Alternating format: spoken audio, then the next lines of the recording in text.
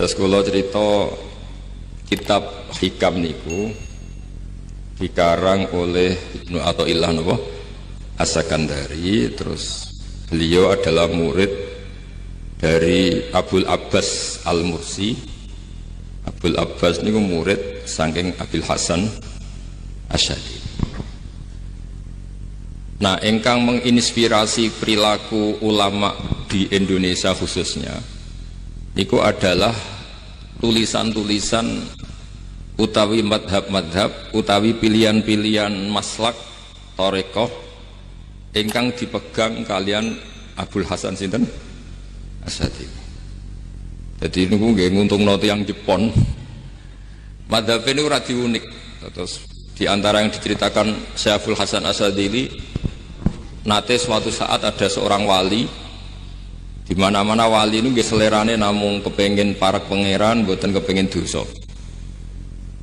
Singkat cerita, si wali ini berdoa di multazam, tempat paling mustajab, ya Allah, takdirkan saya supaya saya tidak pernah dosa lagi. Jadi ndonga supaya ora iso dosa meneh.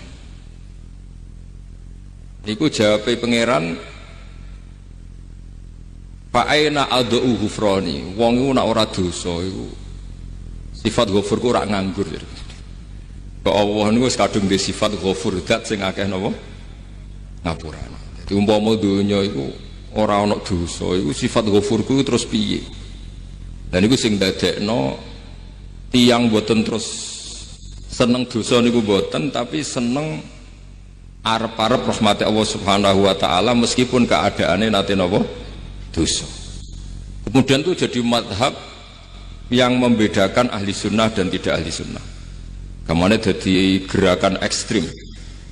Ini ku ahli sunnah ciri khasnya niku mbok wong tahu dosa kaya apa tetap dianggap Islam.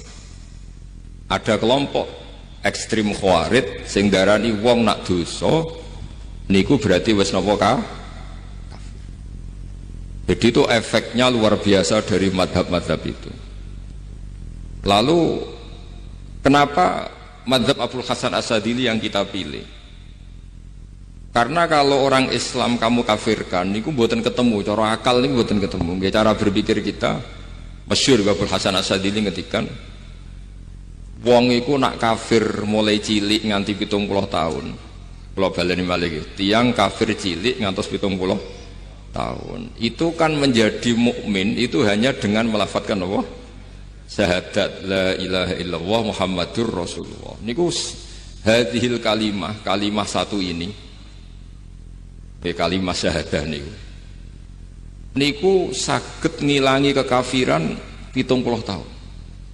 Artinya kalimat ini adalah kalimatun dakhala fihal kafiru al-islam atau kalimatun sara bihal kafiru musliman.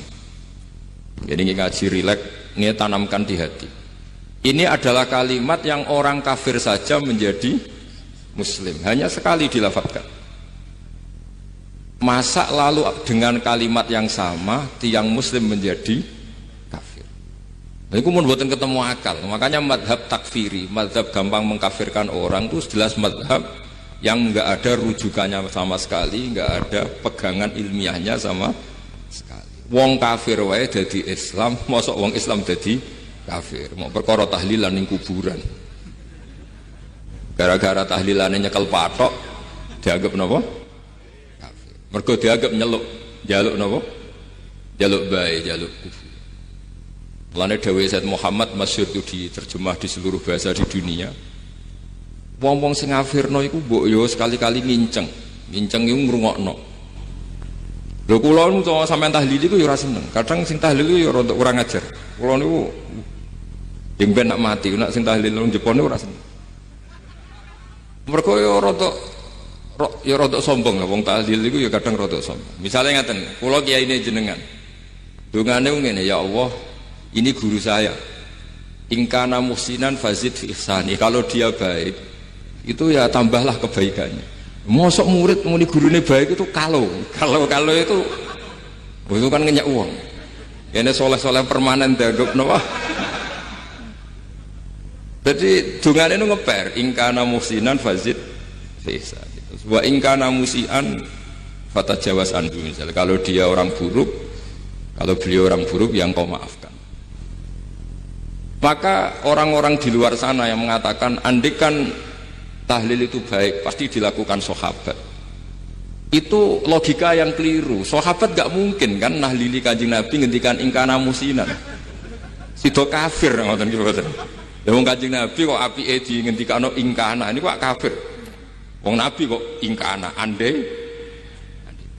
Saiki pertanyaannya gini, kita sebagai kiai, sebagai guru, ku murid nak tahlil ya rada kurang ajar sithik. Wong gurune kok diomongno ingkana musinan ambek ingkana musika. Nah pertanyaannya gini, lepas dari kowe rada kurang ajar lah, dalam tahlil itu rada kurang ajar karena nyebut guru ora qad kana musinan tapi ingkana muhsinan. Maksudnya kalau sampean sebagai murid kan mendapat kode kana muhsinan, guru saya benar-benar orang baik, bukan ingkana andekan orang baik. Tapi ada satu kepastian bahwa ini tidak minta sama mayit. Jadi tujuan kalau kita minta mayit itu salah sama sekali. Wong kita datang ke kuburan malah memintakan ampunan untuk mayit. Kok iso darani njaluk iku piye? Ya mergo mau didelok kok adoh ketoke ngatong ya berarti njaluk. Lah ya wong fatwa kok berdasar inceng-incengan kok adoh niku ora jelas ya fatwa ini. Paham gitu. Terus jenengan kudu yakin, enul yakin bahwa mazhab kita itu yang benar, bahwa tahlilan di kuburan tidak kafir karena tidak minta ke mayit, malah memintakan untuk mayit atau memintakan ampunan untuk mayit. Cuma redaksi sing rontok-rontok ngoten niku dikurangi lah. Nak kangge guru niku nggih dikurangi lah. Kurangi, ya Allah jenengan maha pengampun, kula suwun guru kula jenengan ampuni. Jadi ampun ngangge donga sing teng salat mayit. Nah salat mayit itu kan memang ada sanatnya, memang semua bentuknya seperti itu. Tapi nak ning kuburan kula boten nate donga teng Mbah Mun ngoten. Ya Allah, ini guru saya, Engkau anugerahkan beberapa ilmu, beberapa amal yang manfaat untuk orang banyak. Kula suwun jenengan tampi. Jenengan zat sing maha pengampun. Nggih. Dengan ampuni, tapi buatan ngangge ingkana itu. Tangan-tangan muga aku dadi kiai ini tersinggung. Murid orang ajar, mosok darani gurune apik iku andekan. Ya tapi berhubung ra paham ya alhamdulillah ya do. Tahlil yang Pali Songo ya buanter-banter nganggo mik. Lah sing kene paham ya rada risi, piye? Wali Songo darani ingkana iku piye? Dadi niku mareni, mulane kula suwun nak tahlil nyewa kiai sing alim lah ben rodok bener. Tapi ampun nyewa kula mboten purun. Kula nu gadah pondok dadi mboten saya masyhur susah diundang orang kecuali yang ada hubungan guru, hubungan sarang. Karena beliau lama sekali ngajar di MGS. Beliau Gus Maksum itu lama ngajar di MGS. Jadi saya itu hanya datang di orang-orang yang pernah khidmah di sarang, terus yang pernah keluarga sepuh. Saya datang ke Jakarta ke Pak Quraisy Shihab itu ya karena Pak Quraisy itu lama sekali bikin diskusi tafsir. Akhirnya saya termasuk pengajar di pondok beliau. Jadi faktornya ya hanya karena itu, bukan yang lain.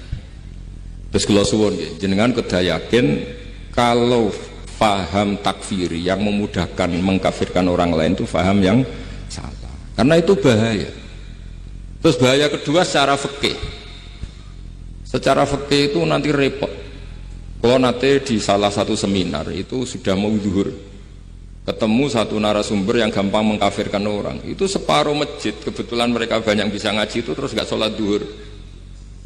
Gak sholat zuhur. Ditanya sama mereka, lu kok gak sholat zuhur, ini sudah masuk waktu.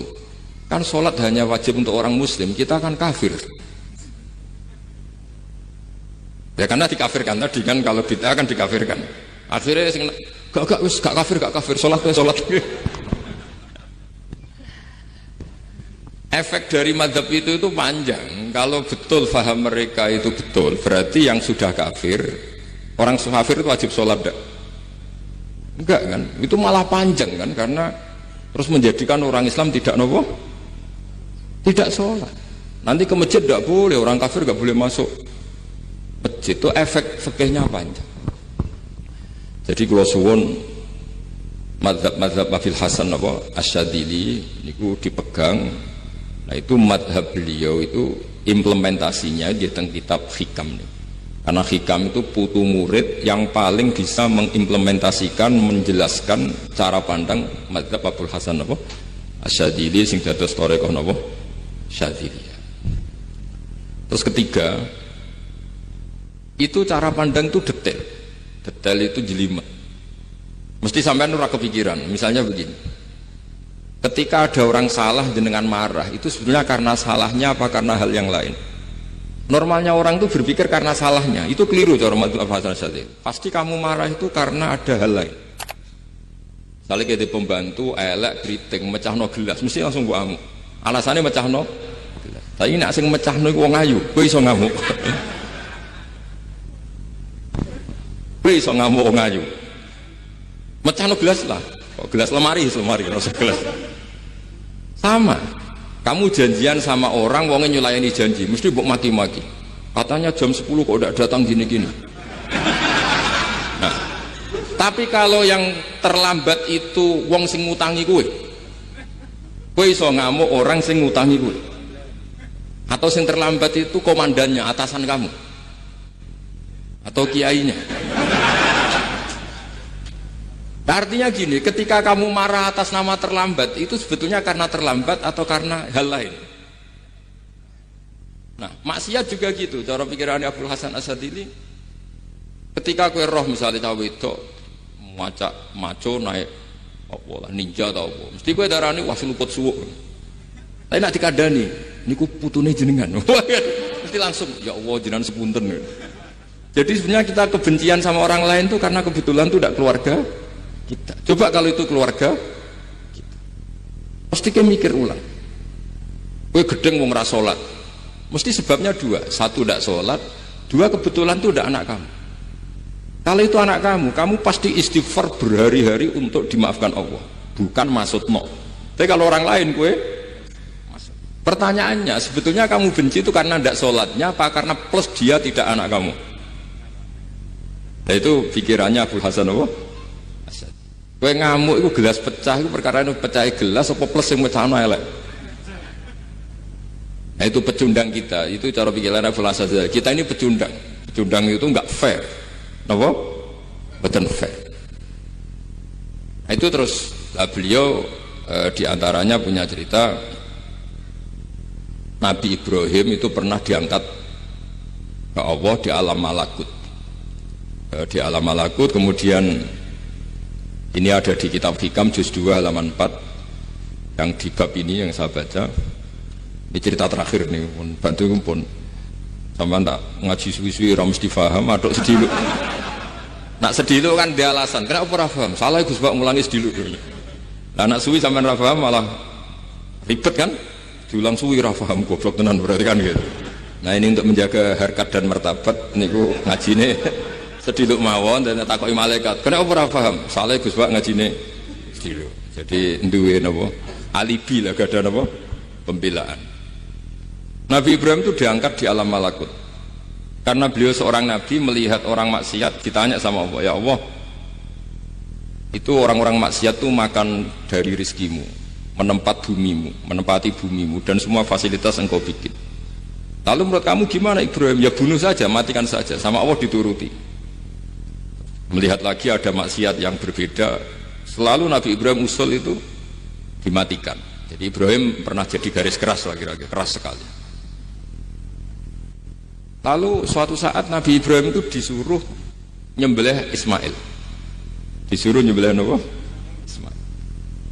Bareng disuruh nyembelih Ismail, Nabi Ibrahim tanya, ini anak saya ya Allah, ini samratu fuadi, ini buah hati saya, kenapa engkau nyuruh menyembelih?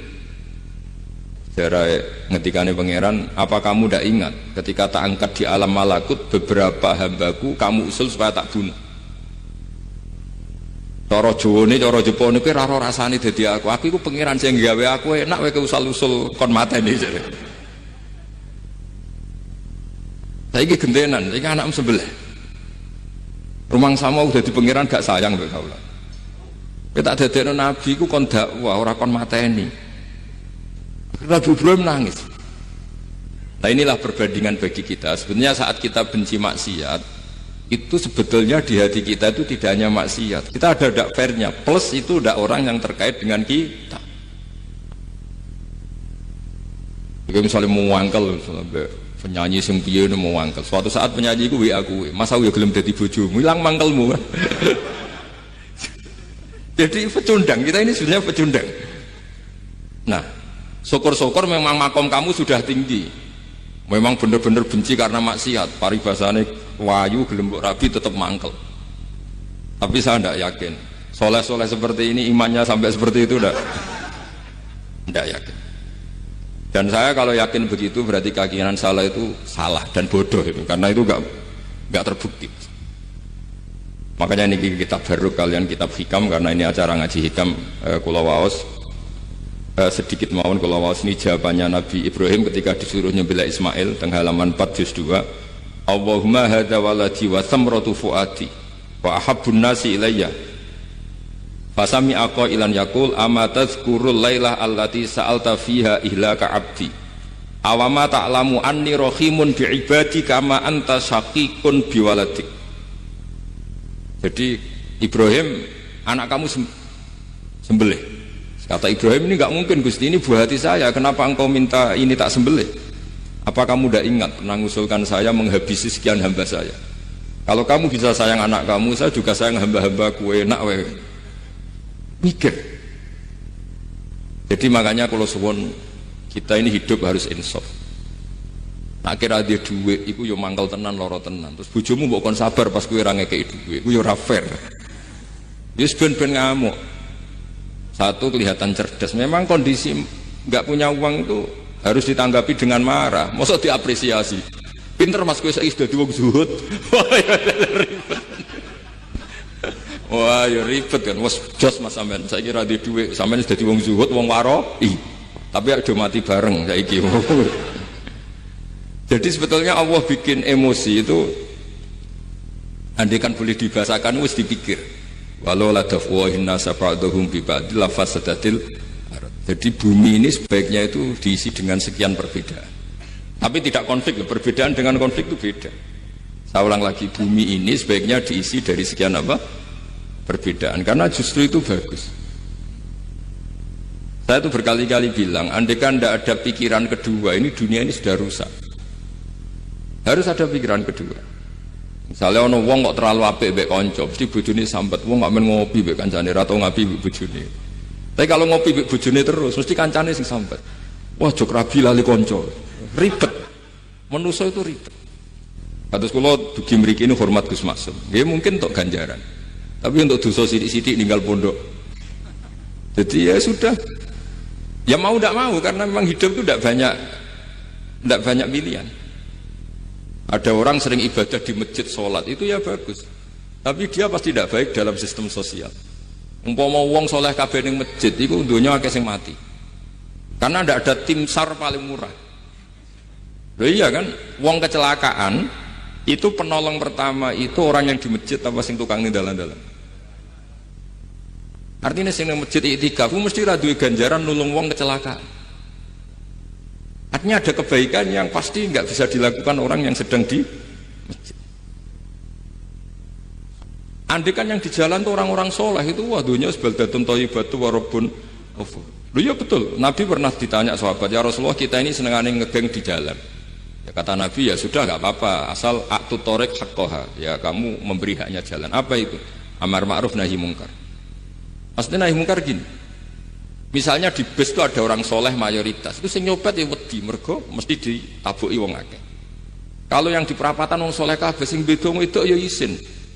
Mergo sing perapatan wong soleh kabeh. Nah, masalah iki ra soleh kabeh, mari ribet kan gak soleh kabeh. Jadi sebetulnya Indonesia itu aman kalau yang di jalan itu soleh semua, karena perempuan lewat gak diganggu, ada copet gak berani, semuanya aman. Maka di Islam itu menyebut kebaikan itu jumlahnya banyak sekali. Tidak bisa kamu wah hebat-hebat wong sing ning masjid terus, tidak bisa seperti itu. Andai kan semua orang di masjid, nah ono kecelakaan pertama yang nolong siapa? Nah ono wong golek alamat tuh takok sapa, kabeh ning jero masjid. Ribet kan? Nah, makanya ini Quran bikin aturan wala taq'udu bi kulli siratin tu'iduna wa tasudduna an sabilillah. Yang nggak boleh itu duduk di jalan sambil mengganggu atau mengancam hal-hal yang baik. Tapi kalau duduk di jalan justru membantu hal-hal yang baik, maka ini disyariatkan oleh Islam. Jadi ini kita harus mulai mikir ya. Jadi walhasil ngendikane kitab Hikam, bayangkan yang maksiat itu anak kamu, istri kamu. Pilihan kamu itu memaafkan dan minta dimaafkan oleh Allah. Tapi ketika orang lain kamu minta supaya dilaknati Allah, ini tidak fair. Jika kita diajari guru-guru kalau minta ampun ighfirli wali walidayya wali jami'il muslimina wal muslimat, masih dikata wali jami'il muslimina al muslimat wal mu'minina wal mu'minat. Itu filosofi yang luar biasa, kata jami, semuanya ya Allah engkau maafkan. Bukan keluarga saya tok, siapapun yang berkontribusi terhadap Islam ini engkau maafkan. Begitu juga di muqaddimah khutbah kula suwun harus ditradisikan wala alihi wa sahbihi ajmain. Kata ajmain ini kata pembeda. Mungkin orang baca hanya rutin, tapi kita yang nekuni ilmu, ajmain ini kata kunci. Fa inna ahla syiah akramu sahabiyan wa ahanu sahabiyan akhar. Jadi tradisi madhab syiah itu apa? Ada sahabat yang begitu dimulia-muliakan berlebihan kayak Sayyidina Ali, dan ada yang dihinakan kayak Abu Bakar dan Umar. Lalu pembedanya dengan ahli sunnah apa? Kita menghormati sahabat wa sahbihi ajmain. Jadi hadhil kalimah kalimatun fariqah. Ini kalimah pembeda. Jadi ajmain buatan kalimah rutin terus ono jimati, ono kasiate ini buatan. Kita maklumatkan ke seluruh dunia bahwa mazhab ahli sunnah ditandai dengan wa ala alihi wa sahbihi ajmain. Mengenai dawe Basim wa nukrimu ahlal bait wa nukrimu jami'a ashab Rasulillah sallallahu alaihi wasallam. Jadi wa nukrimu jami'a ashab Rasulillah sallallahu alaihi wasallam. Ciri utama mazhab ahli sunnah apa? Menghormati keluarganya Nabi dan menghormati seluruh, ada kalimat apa? Seluruh sahabat. Jadi kata ajma'in itu kalimatun fariqah atau kalimatul fasl. Kalimat yang membedakan mana madhab Syiah dan madhab ahli sunnah apa? Itu kalau jenengan ngaji teng Gus Maksum napa teng Kiai Haji Maksum, di antara madhabnya sinten? Nabi Ibrahim yang diceritakan Abdul Hasan apa? Asyadili, kebencian kepada maksiat, kita semua pasti benci maksiat. Tapi nggak fair kan, yang satu kamu laknati, yang satu kamu doakan. Ujung-ujungnya apa? Ada unsur hadun nafsi. Kalau yang terkait dengan jenengan mbok dongakno di sepuro, nah yang nggak ada terkait mbok pasutno. Ini kan nggak fair, padahal sama-sama apa? Maksiat. Kalau suwun polemik tentang ketentuan gimana hukumnya ziarah kubur, ya hukumnya baik karena mendoakan atau memintakan ampun untuk yang mati, bukan meminta sama yang mati. Udah bisa Muhammad kena ora percaya ya rumakno. Wong didelok kok ado pancen ya ngeri kan. Patoke diusap-usap. Bariku ndonga, delok kok ado kan njaluk kuburan, padahal mayite ngeluhe perkara mau. Kadang nek sing kiai ini rapati iso ngaji ku amen imkana. Wali kok darani napa?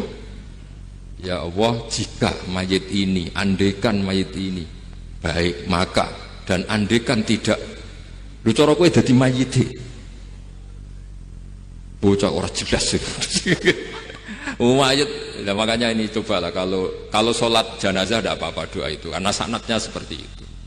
Kalau doa guru ya diatur-atur yang baik lah, langsung mawon ya ghafiratunu wal khotiat gini-gini, saya mohon beliau amal baiknya jangan terima, amal buruknya jangan ampuni, karena guru juga manusia tidak nabi. Boten terus apa pakai apa ingkana apa kita beruk. Nah, mulanya itu setelah peristiwa ini Nabi Ibrahim menghentikan faman tabi'ani fa innahu minni wa man asoni fa innaka ghafurur rahim. Ya Allah, orang yang ikut saya ya pasti bagian dari saya, artinya harus berhak mendapat syafaat. Tapi orang yang sedang tidak taat sama saya, kula suwun beri hak untuk tobat. Jadi ghafur itu artinya ya kasih waktu lah Gusti untuk tobat, sehingga umat ini nggak berhenti berharap supaya yang sedang maksiat pun kita selalu berharap suatu saat pasti tobat. Kita berharap la'allahum yarji'un, la'allahum yantahun. Quran sendiri menghadapi orang-orang maksiat masih selalu diberi harapan la'allahum yarji'un, la'allahum ya tentu dengan sekian mauidhah, sekian hikmah, sekian amar ma'ruf nahi mungkar. Yang jelas kita sebagai ahlul ilmi ini tidak punya sanad model keras, karena semuanya ini proses. Sama nggak bisa niru Nabi itu kan dulu perang Gus. Loh, Nabi perang dulu itu enak. Enaknya itu Nabi mesti bener, musuhnya mesti salah. Jadi Abu Jahal CS. Saiki ke perang kowe ora mesti bener. Musuh ora mesti salah. Terus kok ape tegas piye oleh tegas wong padha ora jelas. Riyen tegas kan gampang, Nabi mesti bener. Musuhnya mesti salah. Kan penak. Anak sampean, wah sampean masih macake santri ini. Cara tukaran mbek tanggamu ora mesti tak bela. Ya mergo ora mesti bener. Wong bapak anak cerita kula, ana imam masjid sepuh, istiqomah, geger mbek pengurus takmir. Yo kadang bener sing canom-nom. Kok imam masjid sing sepuh iku ndekne wong paling sepuh kudu dadi imam terus jare bapak. Iku istiqomah apa mau digenteni wong liya. Itu banyak alumni sarang, alumni Pelosok Lirboyo nganggur gara-gara sing tua iku mau digenteni. Nah, tapi misalnya kok sing nom ambisi ya salah, wong ana sing sepuh kok sing nom ambisi hidup itu udah banyak pilihan. Artinya gini loh, di wilayah istihad, di wilayah mikir itu potensi salah itu ada. Ya wow, kayak nak abot keluargamu mesti sering ninggal bojo. Nak abot bojo mesti mengabaikan ibu kamu, saudara kamu. Nak ngono sing imbang Gus. Rai-rai pas-pasan wangel imbang. Ndak segampang itu ngelola keseimbangan itu ndak gampang. Karena hidup itu wakana bena dzalika qawama itu ngukurnya ndak gampang. Kalau sampean sholat soft awal terus, ini ada ulama yang kritik meskipun sholat awal paling apik. Kowe iku sapa kok ngarep terus koyo wis paling bener. Jebule kok ngarep jebule salah. Lah yo kan kuat. Orang maksa sholat awal terus nang Mekah, jebule salah. Jadi ono juga wali yang kalau sholat itu nang nggo guri ditakoki, "Kenapa kowe sering nggo guri?" Aku iku isin. Madhep pangeran kok hebat wae kok ngarep. Banyak juga cara pandang ini karena wilayah istihad. Napa wilayah napa? Wilayah istihad itu kayak iya kayak enggak. Makanya dalam masa misalnya gini contoh paling gampang. Kalau ada bata, boto gaweane wong Rembang cek wong Blora, itu kan sering kena teletong dan teletong itu jadi materinya. Ono sapi ngising ning kono dibaro terus diolah jadi boto. Terus kemudian boto ini jadi masjid. Itu najis apa enggak? Najis kan karena disuci enggak bisa materinya najis. Itu hanya boleh di mazhab Abu Hanifah. Abu Hanifah itu mengatakan alatut tadir itu 3, air, turab, debu dan annar, api. Alasan mazhab Abu Hanifah orang mukmin yang dosanya banyak itu disucikan dengan api neraka. Berarti api itu min alatit tadhir. Sebab itu boto yang sudah dibakar itu otomatis suci. Tapi saya berkali-kali fatwa, tidak boleh dikiaskan kalau kamu tidak ada air terus nyolder rai, nggak boleh. Nanti ada orang mandi junub pakai api. Oh ya karu-karuan.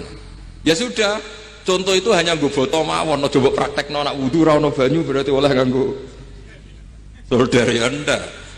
Tapi itu kan ilmu itu ya seperti itu. Akhirnya beberapa materi yang dari najis asal sudah mengalami pembakaran itu cara madzhab Abu Hanifah dianggap suci, kayak botol, kayak keramik atau peso. Dulu beberapa materinya peso ya kadang ada materi yang najis, tapi ini sudah mengalami pembakaran maka dihukumi suci. Mungkin kalau contohnya aja gue wudu lah, semuanya pesan gue aja di gue wudu, aja di gue mandi junub. Misalnya iwak itu kalau besar cara Syekh Nawawi Banten itu tae cek dianggap najis karena bentuknya besar. Sekian kalau madzhab Abu Hanifah pun digoreng pun kena api, pun dibakar pun kena api. Jadi berarti pun apa? Suci. Nah itu jenenge madzhab. Jadi madzhab itu orang itu berpikir kemudian kayak iya kayak enggak. Makanya terus ada apa ijtihad. Nah, makanya dalam ranah istihad itu orang nggak boleh saling menyalahkan. Ya sudah itu sama-sama mungkin.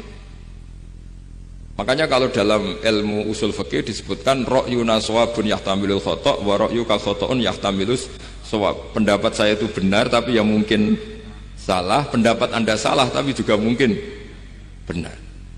Ini yang menjadikan ahli sunnah wal jamaah itu fleksibel. Fleksibel itu rileks. Karena di luar masalah usuluddin, masalah tauhid, itu ya mesti begitu. Sampean sering silaturahim ning kanca-kanca ning dulur-dulur. Apik.